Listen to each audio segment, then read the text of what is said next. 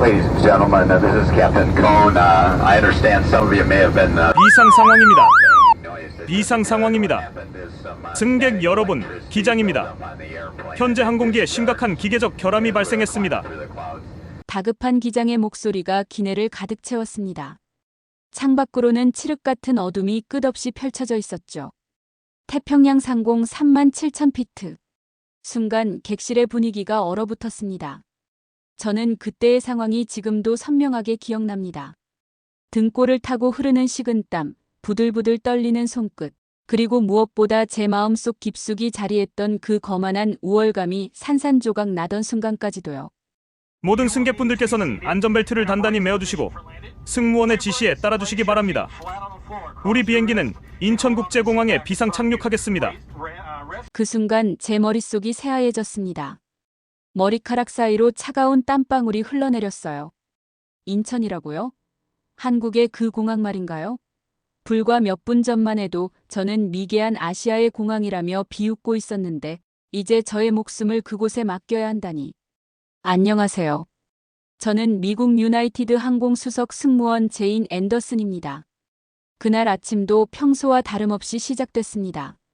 로스앤젤레스발 홍콩행 유나이티드 항공편. 342명의 승객을 태운 보잉 777기에서 근무하고 있었어요. 하버드를 졸업하고 항공업계 명문가에서 자란 저에게는 자부심이 있었죠. 미국이 세계 최고라는 확신 말입니다. 비행 준비를 하던 중 신입 승무원 켈리가 다가왔어요. 제인 선배, 혹시 인천공항에 대해 아시나요? 저는 어이없다는 표정을 지었습니다.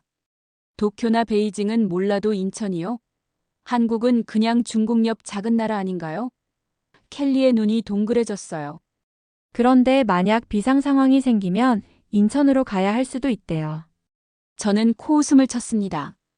그럴 일은 없을 거예요. 설마 우리가 그런 후진국 공항에 착륙할 일이 있겠어요? 아시아 전체를 싸잡아 무시하는 제 태도에 켈리는 말이 없었어요. 하지만 그때의 저는 몰랐죠. 몇 시간 후 제가 얼마나 부끄러워하게 될지를. 기내에서 서비스를 하면서도 계속 생각했어요. 한국이라는 나라에 대해서 말이에요. 솔직히 아는 게 거의 없었습니다.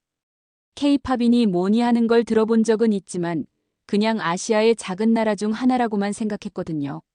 미국에 비하면 모든 게 부족할 거라고 단정하고 있었어요. 그런 오만한 생각이 곧 산산조각 날 줄도 모르고 말이죠. 고도 37,000피트. 태평양 한복판이었습니다. 갑자기 기내에 날카로운 경고음이 울렸어요.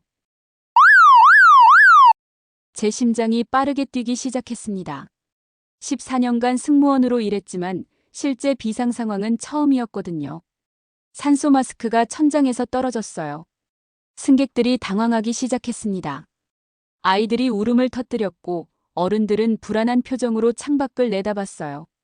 저는 본능적으로 비상 매뉴얼에 따라 움직였습니다. 하지만 머리는 복잡했어요. 기장의 목소리가 기내에 울려 퍼졌습니다. 승무원 여러분, 왼쪽 엔진에 심각한 결함이 발생했습니다. 비상 착륙을 준비해주세요. 30년 경력의 베테랑 기장님 목소리가 떨리고 있었어요. 이건 정말 심각한 상황이구나 싶었죠. 가장 가까운 공항은 인천국제공항입니다. 그 말을 듣는 순간 온몸에 소름이 돋았어요. 설마 진짜 한국으로 착륙하는 건 아니겠죠? 제가 그렇게 무시했던 그 나라에 제 생명을 맡겨야 한다니. 차마 말로 표현할 수 없는 불안감이 밀려왔습니다. 한국 상공에 진입하기 시작했어요. 창밖으로 보이는 야간 조명들이 생각보다 체계적으로 정렬되어 있었습니다. 도로는 마치 설계도면처럼 정확하게 그어져 있었고요. 어라 생각했던 것과 다르네. 하지만 여전히 의심스러웠어요. 겉모습은 그럴듯해 보여도 실제 비상 상황에서 제대로 대처할 수 있을까요? 비상 슬라이드로 탈출하는 순간 제 눈을 의심했습니다.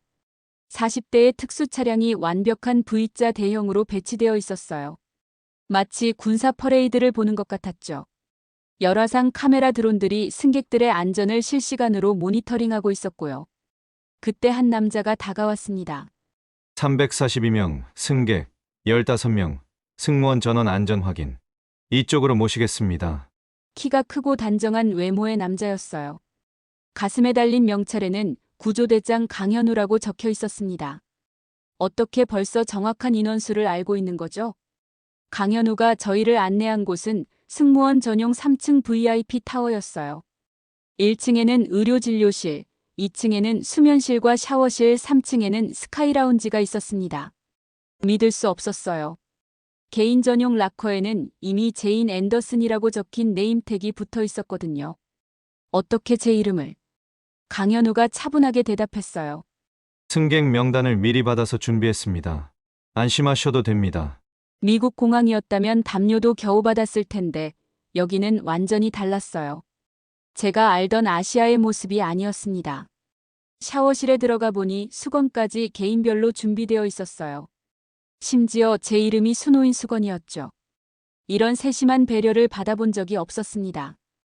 혹시 제가 한국에 대해 완전히 잘못 알고 있었던 건 아닐까요?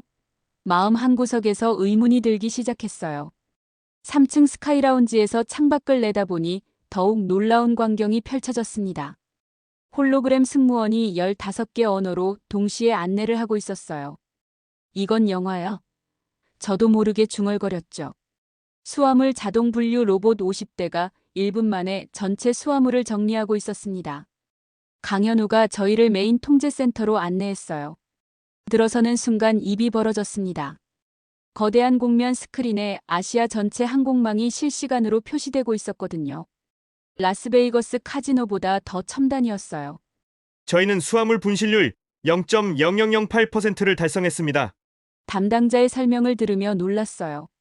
미국 공항들도 이 정도 수준은 아니었거든요. 가상 항공기 시뮬레이션 시스템도 보여줬어요. 컴퓨터 속에서 우리 비행기와 똑같은 모형을 만들어서 실시간으로 엔진 상태를 예측하고 분석하고 있었습니다. 여긴 기계보다 사람을 먼저 생각하는 곳입니다. 강현우가 말했습니다. 그 순간 저는 깜짝 놀랐어요. 지금까지 저는 사람보다는 시스템만 보고 있었거든요. 미국과 비교해서 얼마나 더 나은지 겉으로 드러나는 것들만 보고 판단하려고 했었죠. 얼마나 빠른지 얼마나 정확한지만 중요하다고 생각했는데 강현우의 말은 완전히 다른 차원이었습니다. 제 자신이 너무 부끄러워졌어요. 계산적으로만 생각하고 있었던 제 모습이 초라해 보였거든요. 미국에서는 늘 효율성만 강조했는데 여기는 그 너머의 가치를 추구하고 있었습니다. 아, 이게 진짜 선진국의 모습이구나 싶었죠. 통제센터를 나오면서 생각했어요. 제가 후진국이라고 무시했던 이곳이 어떻게 이런 수준의 시설을 갖출 수 있었을까요? 아직 믿기 어려웠지만 조금씩 제 편견이 흔들리기 시작했습니다. 갑자기 소란이 일어났어요. 한 아이가 갑자기 고열에 시달리기 시작한 거예요. 아이 엄마가 울먹이며 도움을 요청했습니다. 그런데 놀라운 일이 일어났어요. 의료진이 30초 안에 현장에 도착한 거예요. 스마트 의료센터로 이동했습니다. MRI, CT, 혈액 검사가 동시에 진행됐어요. 단 5분 만에 모든 검사가 완료됐죠. AI 진단과 소아 전문의 진료, 그리고 서울대병원과의 원격 협진까지 3중으로 체크했습니다. 미국 응급실이었다면 대기만 6시간, 진료비만 수십만 원 나왔을 텐데 말이에요. 의료진 12명이 한 아이를 위해 투입됐어요. 그것도 완전 무료였습니다. 믿을 수 없었어요. 미국에서는 상상도 못할 일이었거든요. 더 놀라운 건 강현우였어요. 의료진도 아닌데 아이 부모에게 한국어와 영어 통역을 직접 담당하고 있었습니다. 저 사람 왜 저렇게까지? 제 속마음을 켈리가 들었나 봐요. 제인 선배, 저분은 구조대장인데 왜 통역까지 하실까요? 정말 궁금했어요. 자신의 업무가 아닌데도 끝까지 돌봐주는 모습이 인상적이었거든요. 아이가 완전히 회복된 후 부모님들이 강현우에게 연신 감사 인사를 했어요. 하지만 강현우는 당연한 일을 했다는 듯 겸손하게 대답했습니다. 괜찮습니다. 아이가 건강해서 다행이에요. 그 모습을 보며 마음이 따뜻해졌어요. 이런 사람들이 있는 나라구나 싶었죠. 강현우가 저희를 특별한 곳으로 안내했습니다. 전통 한옥체험관이었어요. 3층 규모의 조선시대 궁궐을 그대로 재현해 놨더라고요. 1층에는 한복체험과 국악공연장이 있었어요. 오케스트라급 25명 연주단이 연주하고 있었습니다. 2층에는 전통차 세레모니와 서예, 도자기 체험 공간이 있었어요. 3층에는 황실 온돌방이 재현되어 있었습니다. 600년 전통 기법을 그대로 사용했다고 했어요. 어르신 부부 한 분이 온돌에 앉으시더니 눈물을 흘리시더라고요. 무릎이 이렇게 풀어진 게 언제 적인지 모르겠네요. 저도 온돌방에 들어가 봤어요. 사실 처음에는 별 기대가 없었습니다. 미국이 최고라고 믿어 의심치 않았던 제가 하필 이런 작은 나라에 비상 착륙하게 됐으니까요. 마음도 불안하고 당황스러웠고요. 그런데 온돌에 앉는 순간 모든 게 달라졌어요. 바닥에서 스며오르는 부드러운 온기가 온몸을 감쌌습니다. 갑자기 정신이 멍해지더라고요. 어릴 적 기억이 났습니다. 감기에 걸렸을 때 엄마가 이불 속에 핫팩을 넣어주던 그 따뜻함이요. 몸과 마음이 사르르 녹아내렸어요. 25명 연주단의 아리랑 선율이 귓가에 맴돌았습니다. 그러자 말없이 눈물이 떨어지더라고요. 왜 울었을까요? 아마 제 마음속 깊은 곳에 있던 편견과 오만함이 무너져 내렸기 때문일 거예요. 이렇게 따뜻한 마음을 가진 사람들을 제가 무시했다는 게 부끄러웠어요. 강현우가 조용히 물티슈를 건네주었습니다. 괜찮으세요? 그 한마디에 더 눈물이 났어요. 정비 현장을 보여준다고 해서 따라갔어요. 지하 3층 초대형 정비동이 있었습니다. 보잉 777 세대를 동시에 정비할 수 있는 규모였어요. 로봇팔 24개가 엔진을 분해하고 조립하는 걸 동시에 진행하고 있었습니다. 나노급 금속 피로도 검사와 분자 단위 용접 기술을 사용한다고 했어요. 정비진 67명이 투입됐고 미국 기준보다 40% 더 엄격한 안전검사를 실시한다는 거예요. 정비 과정을 4K로 생중계하고 있었어요. 볼트 하나까지 실시간으로 촬영하고 기록하고 있었습니다. 정비가 끝나자 정비 안심 카드를 받았어요. 담당자 67명의 실명과 체크리스트 1247개 항목이 모두 기록되어 있었습니다. 이런 꼼꼼함은 처음 봤어요. 방역 로봇군 15대가 객실을 나노 단위로 살균하는 것도 놀라웠고요. 15분 만에 완료됐습니다. 기내에 올라타는 순간 감동했어요. 새 비행기보다 더 안전하겠다는 생각이 들었거든요. 이건 정성이 이 정도일 줄이야. 켈리도 같은 생각인지 고개를 끄덕였어요. 제인 선배, 우리가 정말 잘못 생각하고 있었네요. 강현우가 마지막으로 인사를 하러 왔어요. 안전한 비행 되세요. 다음에 또 오시게 되면 꼭 연락 주세요. 그 말에 제 마음이 뭉클했어요. 업무가 끝났는데도 끝까지 신경 써주는 모습이 고마웠거든요. 이런 사람들이 있는 나라에서 비상 착륙한 게 오히려 다행이라는 생각이 들었어요. 이륙 준비가 시작됐어요. 기장의 방송이 들렸습니다. 인천공항은 향후 당사 글로벌 비상착륙 허브 공항으로 지정됩니다. 우리 본사에서 직접 결정한 일이라고 했어요. 세계 최고의 시설과 서비스를 인정한 거죠. 창밖을 보니 활주로 양쪽에 공항 직원 200명이 일렬로 서서 90도로 인사하고 있었어요. 소방차 8대와 구급차 12대가 호위하며 안전한 이륙을 지원하고 있었습니다. 관제탑에서 한국어로 안녕히 가세요라는 메시지까지 보내왔어요. 저는 창밖을 보며 조용히 중얼거렸습니다. 그 나라가 날 살렸어요. 그 작다고 무시했던 나라가. 구조대장 강현우가 관제탑 옥상에서 말없이 손을 흔들고 있었어요. 마지막까지 저희를 배웅하는 모습에 뜨거운 눈물이 흘렀습니다. 제인 씨, 기술보다 앞선 건 사람입니다. 강현우가 했던 그 말이 제 가슴에 남았어요. 정말 그랬어요. 첨단 기술도 놀라웠지만 그 속에 담긴 따뜻한 마음이 더 감동적이었거든요. 제가 얼마나 편견에 사로잡혀 있었는지 깨달았습니다.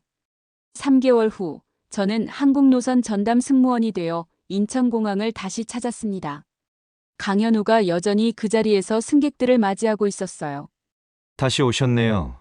환영합니다. 이제 저는 압니다. 진정한 선진국이 무엇인지를. 기술과 따뜻한 인간미가 완벽하게 조화를 이룬 곳, 그곳이 바로 대한민국이었습니다. 여러분, 제인의 이야기는 단순한 비행기 사고가 아니었습니다. 편견이라는 높은 벽이 무너지고 진정한 인간미를 발견하는 기적 같은 여정이었죠. 우리는 모두 제인처럼 살고 있는지도 모릅니다. 겉모습만 보고 판단하고 선입견으로 세상을 바라보면서 말이에요. 하지만 진정한 아름다움은 위기의 순간에 드러나는 따뜻한 마음, 기술보다 사람을 먼저 생각하는 철학에 있었습니다. 오늘 제인의 이야기가 여러분 마음에도 작은 온돌 같은 따뜻함을 남겼기를 바랍니다. 긴 이야기 들어주셔서 감사합니다. 지금까지 감동간 이야기였습니다.